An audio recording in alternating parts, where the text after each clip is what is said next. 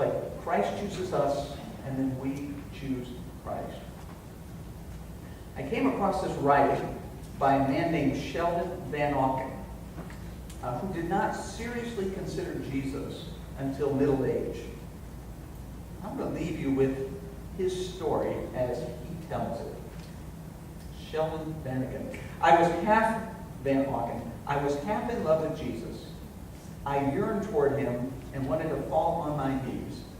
Like the woman in Graham Greene who fell into belief as one falls in love, I was falling in love, but my mind was suspicious.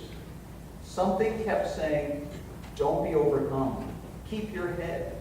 However delicious and comforting it would be, don't give in. But no longer did the church appear only a disreputable assemblage of quarreling groups. Now I saw the church splendid and terrible, sweeping down the centuries with anthems and shining crosses and steady-eyed saints. No longer was the faith something for children. Intelligent people held it strongly, and they walked to a secret singing that I could not hear. Or did I hear something high and clear and unbearably sweet? Christianity seemed to be probable. It all hinged on Jesus. Was he in fact the Lord Christ?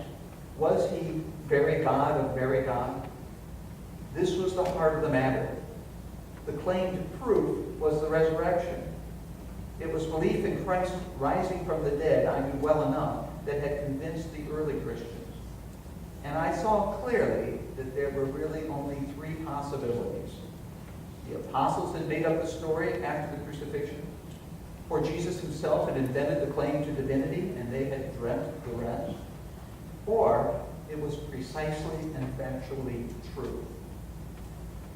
In my old easygoing theism, I had regarded Christianity as a sort of fairy tale, and I had neither accepted nor rejected Christ since I had never really encountered him.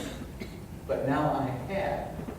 It was not, as I had comfortably thought, merely a question of accepting or not. It was now accepting or rejecting.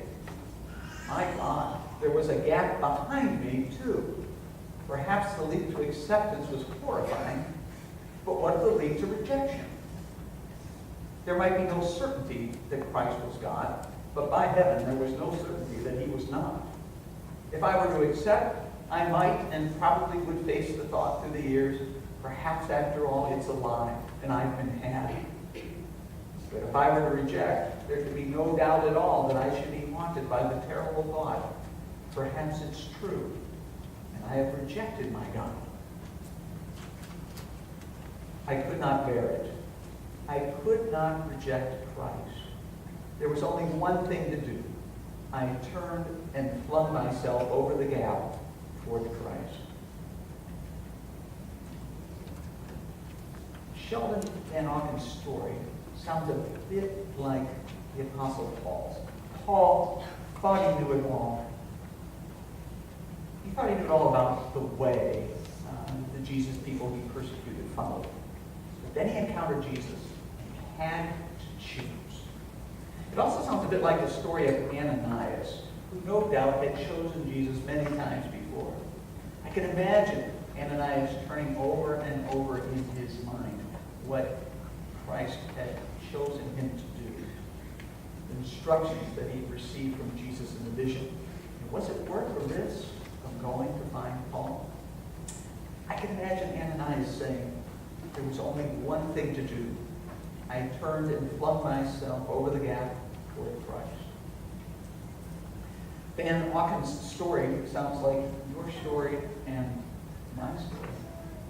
Christ chooses us, and we must decide whether to obey him, to move closer to him, or go another way. We choose once, but then we choose again and again and again. Will you choose Christ? Will you choose Christ again?